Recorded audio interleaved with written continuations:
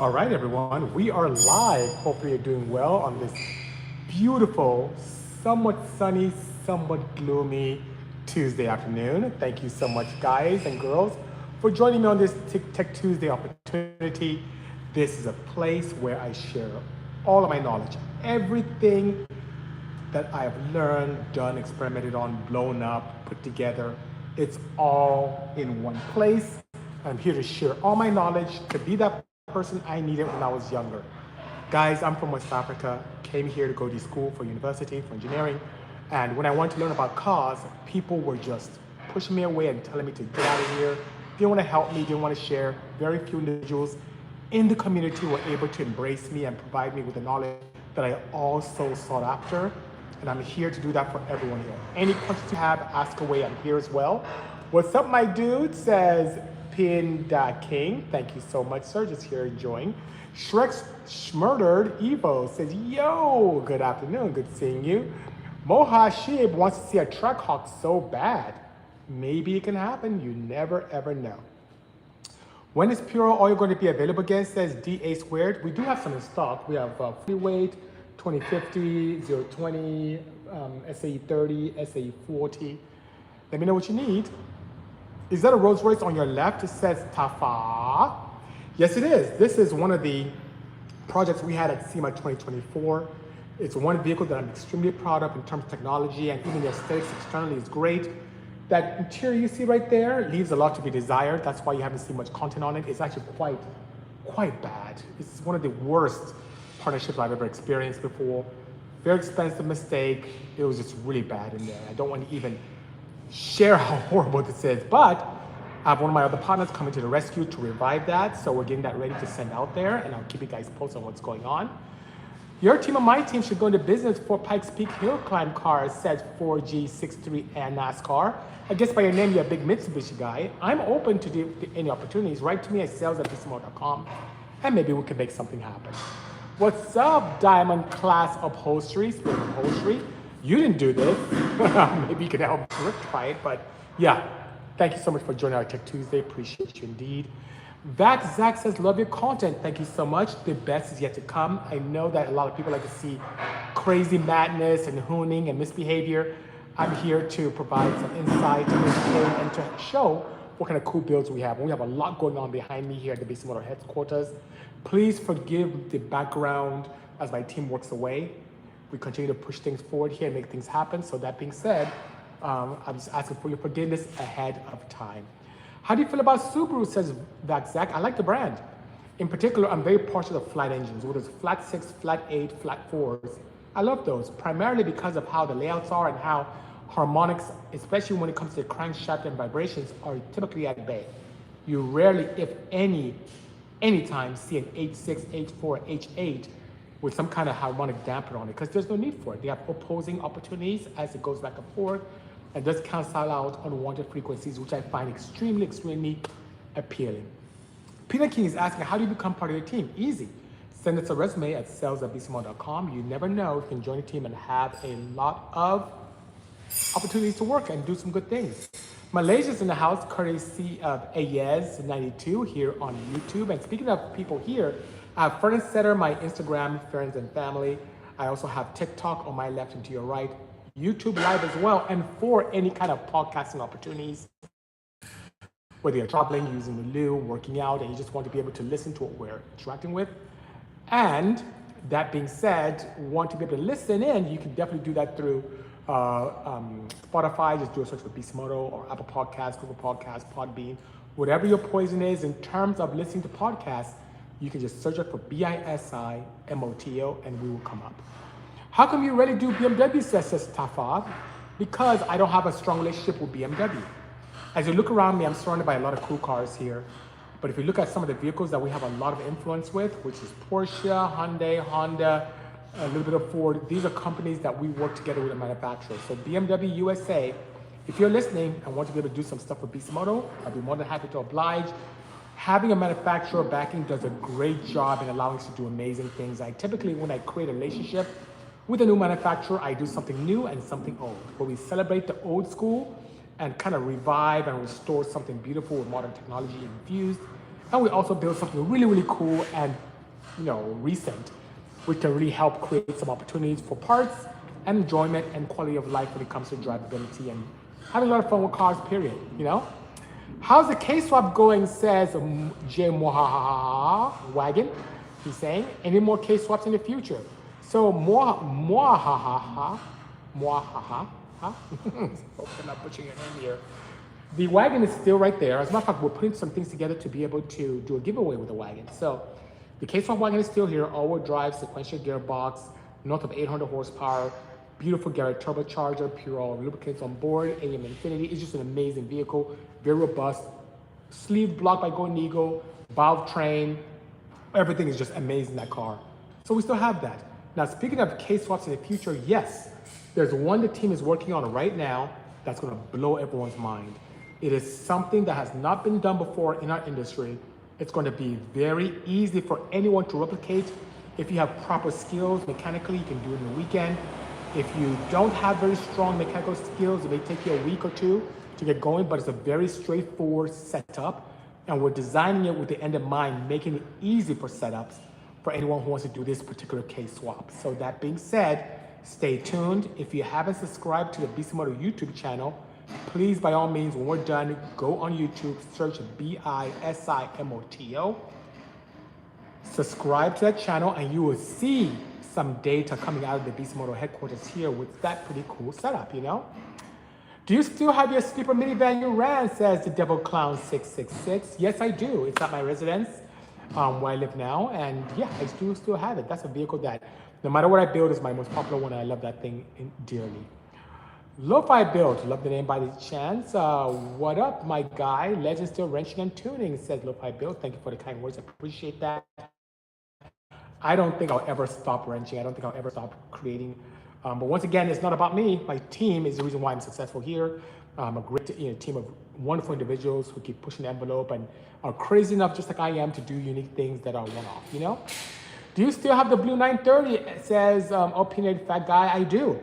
The blue 930 is actually in the paint shop right now. It incurred some damage driving around the country or traveling around the country last year to a bunch of events. So that being said, it came back a little beat up, so we're just kind of resuscitating it and going through it and making sure it's okay. So thank you so much for asking. And one of our partners is helping with that as well. Zach says, I myself do some car stuff, but I specialize in HVAC equipment. What do you guys use to cool your shop? Well, in the back of the facility, because it's such a large space, we opt when it gets really hot for swamp coolers. That's what we have in-house.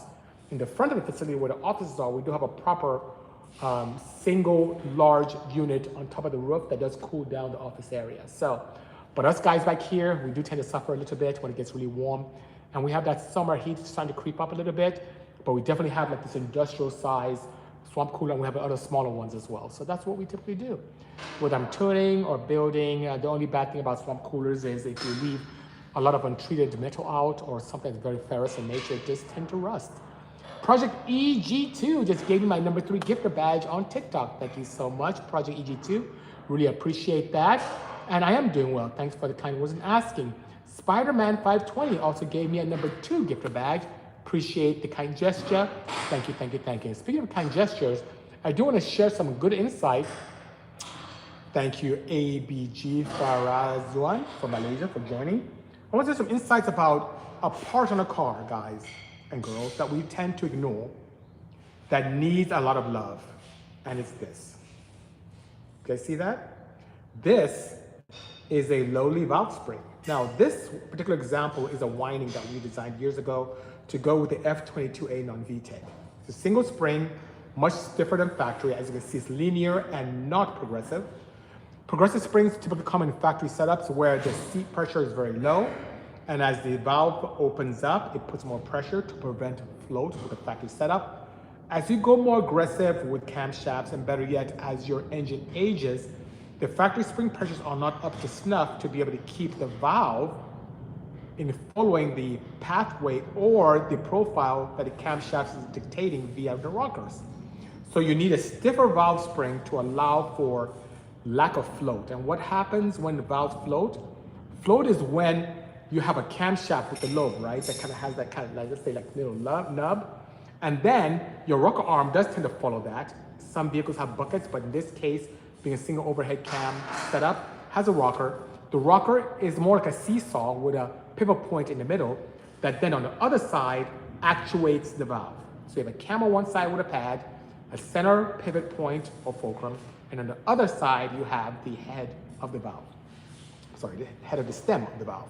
So when the camshaft allows for the rocker to go up, it pushes down on the valve and opens it up. The only thing keeping the valve in place from returning back to the seat and opening properly and following the profile of the camshaft with the lift and duration that's ideal is this valve spring. Yes, it's accentuated with some rocker arms. Yes, there are retainers in place. Yeah, there are keepers that keep the retainer affixed to the valve, but this valve spring, as much as we don't pay attention to it, is extremely important. So, not only do you have to put a lot of pressure to be able to overcome that, too much pressure can rob away power courtesy of friction. So, it's a balancing act of the spring pressure that allows you to have great seat pressure, which not only helps with sealing of the combustion chamber to allow for power, but also heat transfer of a hot valve to the head to help keep the valve cool, to prevent warping. When you boost, it adds another variable where pressure from boost on intake is now pushing on the backside of the valve, and this now not only does it have to handle the dynamics of the physical valve train, but also has additional variable of boost. So this upgrade is important. If you guys are boosting, if you have a setup that is quite old, over 150,000 miles, and you want to have fun racing or bigger camshafts, at a minimum, upgrade your valve springs. And should you use Bisimoto Pro springs? Of course. If you have single cam, twin cams, we have them on the website. But by all means, do upgrade no matter what, because it's a huge opportunity for advancement and reliability. I'm excited, says Mohaha. Thank you for that. Appreciate that indeed. Ricky, brother, hello, sir. How are you? Good seeing you, Ricky. I have a gift for you when I see you next time. Do you see a pressure drop, says Kanjo EF, with a -10 banjo oil cooler fitting?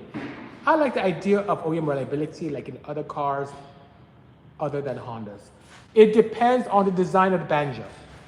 If the banjo has a huge volume orifice inside it, yes, it can. Not only just a banjo, an oil cooler, depending on its design, can also provide a pressure drop. Same thing you may see with intercoolers that are large in nature, you can also see with oil coolers. Air is a fluid, just like your oil is a fluid.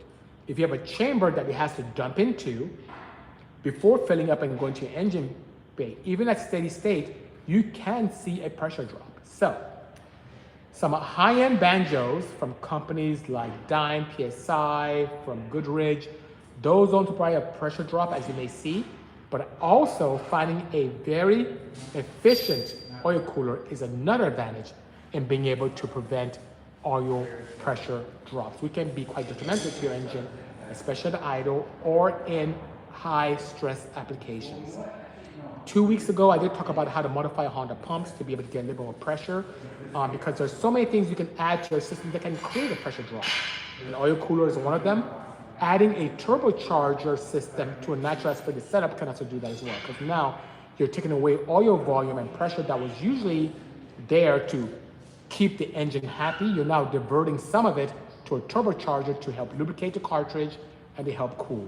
So many times that does cause a challenge, even with a restrictor in place. So many times you have to follow certain procedures to be able to put those challenges at bay. How much ignition timing, says Lo-Fi Build, on a 12-pounder boost on a K series is safe? I think 17 ignition is conservative, yeah. There is no one size fit all. And why do I say that? Because ignition timing is really based upon so many variables. The combustion chamber volume that you have, the compression ratio you're running on the engine, how big a turbo you're running. 12 PSI on a 48 millimeter turbo is very different from 12 PSI of boost on a 78 millimeter turbo. What type of fuel are you running? Are you running 91? Are you running E85? Are you running 93 octane? Are you running methanol? Too many variables. So you know how much ignition timing is ideal for any setup. The minimum amount of time required prior to seeing any kind of knock and giving your engine the power it desires. So what does that mean? A knock sensor on an engine is very, very critical. I talked a moment ago about this valve spring on the F22A. Unfortunately for us builders and tuners and guys and girls who push the envelope, the F22A non-VTEC engine did not come with a knock sensor. But you know what I do? I put a GM or even a Honda-based knock sensor, thread it into the body of the block itself, and then I monitor it. So what I tend to do is, as I tune, and of course I tune away any type of knock issues that may come about in my software, where I may see a little bit of noise. I kind of get rid of those frequencies that are unwanted. I do a full sweep partial throttle across the RPM band after I get my fuel ratios proper. I look at the knock floor, then I generate, based upon how smooth and quiet my knock voltage is, I create a knock floor by just going about 10% above that and then tuning accordingly. Of course, I start very conservatively. I look at an NA application map. Let's say in an NA setup in a K series, let's say at 0 degrees PSI, not 0 degrees, but 0 PSI pressure, close to atmospheric, full throttle. Let's say at 8,000 RPMs that it's 26 or 27 degrees. I would typically, for every pound of boost, on a conservative way, first starting off, I would go with 1.5 to almost 2 degrees retardation for every degree of boost I build. So when I'm close to 27 PSI, I'm almost, negative. And then I start doing my partial and full throttle runs, and I start going up in ignition timing by 1 to 2 degrees, depending on how much boost I get, and I keep monitoring my knock. When I start seeing any noisiness, if it's per cylinder, I address the cylinder with a little bit of fuel with retardation of ignition timing, but I keep pushing the envelope until the engine is happy. The biggest mistake, John, that someone can make, I'm sorry, Lo-Fi Build, the biggest mistake that someone can make when tuning something is to tune on the street until the car knocks and then back off a degree. That is horrible. Most engines do not make peak efficiency or power right at knock or close to knock or even a degree from knock. You may be 6 degrees from seeing a kind of knock, but that's where your engine likes and makes the most power. So that being said, forgive me, Lo-Fi Build. I know you wanted something that was a straightforward setup, but there are too many variables. The best thing to do is to use a knock sensor and tune accordingly while also taking advantage of a dyno to see where your efficiency lands and how you can be very successful with your setup. Bonozai, thank you so much for joining. Appreciate you indeed on TikTok. Thank you, thank you, thank you. Let's see here. Keep up the awesomeness, says Vax Zach. Thank you. ITB Kevin has some new toys. For those of you who don't know ITB Kevin, started off as a client, became a good friend, an amazing person, taught me a lot about firearms, taught me a lot about even street racing, has this really cool twin cam, nitrous fed, 4-door EF. If you see it in the 909 area, 951, leave it alone. That thing was smoky, it's pretty fast. Please do share your toys. ITB Kevin, we need to get together soon. I miss hanging out with you. Hopefully all is well. Lambda Menace says, were you just test driving a Genesis sedan or did you have plans on building it and or developing parts, says Lambda Menace. By the way, Lambda Menace is a fellow enthusiast who I admire a lot. Not only is he crazy about reliable power like I am, but he takes it a step further and gets down to nitty-gritty when it comes to aesthetics. And I respect that a lot. His cars have to show and go. To answer your question, I was test driving the Genesis to be able to provide feedback and to get my thoughts on the vehicle itself. Do we plan on building it? Not that particular one. We are in talks with Genesis. You never know what could happen. A lot of great things are coming down the pipeline with that brand. I will keep you posted, but that particular vehicle is now back in the hands of Genesis. So thank you for asking. What do you do, says John Barai, how do you say that name properly? Baraiya. Hopefully I didn't butcher it too much here on YouTube. What do with the car that has been totaled after flat car? How does manufacturers take flat car to melt metal to make new car? I don't quite understand your question. So let me see if I can deduce this. After flat car. So I don't know if you mean pre-production vehicles that manufacturers put together, or do you mean older vehicles that are crushed? I'll share insights on both. Most manufacturers, as they bring vehicles to market, have to build a lot of pre-production models. Those are vehicles that were not designed to be commercially used by consumers. They were really test beds that you may see with camo out and about. You may see crazy people like myself grab some of those cars from manufacturers to be able to do some R&D here in-house and redesign some components to make them fun and to go fast. Those vehicles were not meant to be sold. And after a period of time, especially if they're manufactured overseas, do need to be crushed here in the United States and then supplied to the Department of Transportation. Like, hey, look, we did crush these vehicles, no longer on the road and no longer within our inventory. So do they use it to do other cars? Nope. They really crush them, recycle some of the materials to do other things with, but not other cars. The same goes with older cars that go to wrecking yards that are crushed into those small rectangles that you may see from time to time, primarily for recycling to be able to use for other mass-produced opportunities, not for manufacturers to remake and make other cars with. So I hope that helps, and hopefully I answered your question properly. Let's see here. I remember all your pump mod talk. Thanks, says Kanjo. Yep, my pleasure indeed. I am here to help. What is Dyme PSI website name? Kanjo EF, DYME is right here on IG. The owner, great guy. I built cars with him. I run Dyme PSI and everything in here. That's getting it. There's some components right there on this bus. There's some components here on the Rolls Royce. Great guy. Please reach out to him. Just wonderful team out there, and they can be able to take care of you. Dayton area car talks in the house. Love seeing him reporting in, of course. When it comes to rear diffusers, is there a specific shape that need to be in order to be functional? My turbo exhaust piping gets in the way on the aftermarket. Yes. Do you want the easy answer or the hard answer? Either way, yes, the shape is very critical. And exhaust systems with pressure differentials can make a difference on how efficient your diffuser can be.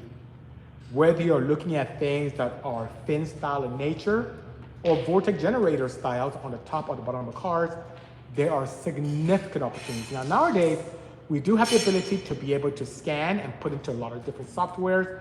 Autodesk makes some crazy stuff where you can optimize your aero using software to have to build things yourself. The hard way is to do tufts or to do pressure sensors underneath and around the car to be able to see what's ideal.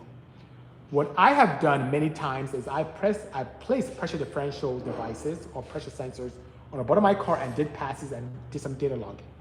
Back in the day, we didn't have very advanced data logging equipment like we have today from companies like AEM and Motec and so on and so forth. I had to use like an Innovate Motorsports to be able to do that.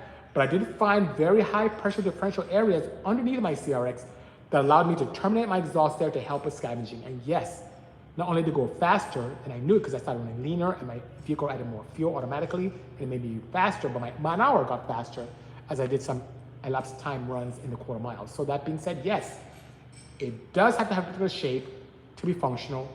You could use the exhaust as an opportunity to improve performance if you terminate in the right spot and be able to take advantage of the aero under your car to make your car not only faster, but a lot more efficient. What happens if I drive 500,000 kilometers? Is it safe? John Barea, I think I need more insight. What do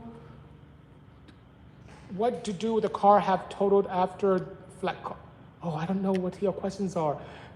John, I'm really here to help. Please, please, please, please, please rephrase it. I'll be more than happy to answer your question as soon as I get a better understanding of what you're asking. Ruben! Hello, Ruben S2K. By the way, guys, Ruben is a great guy. Does a lot with turbocharging. I just talked about turbocharging earlier on. Met him through tuning his beautiful S2000 here at the facility. Great guy.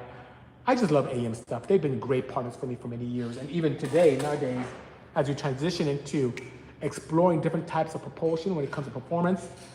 See this right here? This VC200. This is my VC of choice when it comes to all things EV and performance. Unlike a lot of standalones out there that exist, this does not keep me fixed to a particular protocol. I can have full control as I would any engine management solution on petrol cars. Last week, I talked about link ECUs and how I plan to use that for not only the H-bridge capabilities for controlling different active aero and also drive-by-wire, but also the unique opportunity to be able to tune fuel ignition with all the safety equipment put in place with closed-loop boost control, closed-loop wideband sensing and control, knock sensing control, all that fun stuff. This also allows me to tune electric vehicles the same way with a lot of fail-safes in place, having full control of all my throttle maps. and doing also some pretty cool things with the ECU as well. Now this is an earlier, the first generation VCU. I know this is quite sought after, so all those shops out there, if you're looking for some VC200s, I bought dozens of these. Feel free to hit us up. What I don't use can be yours too. So I hope that helps. All right, guys.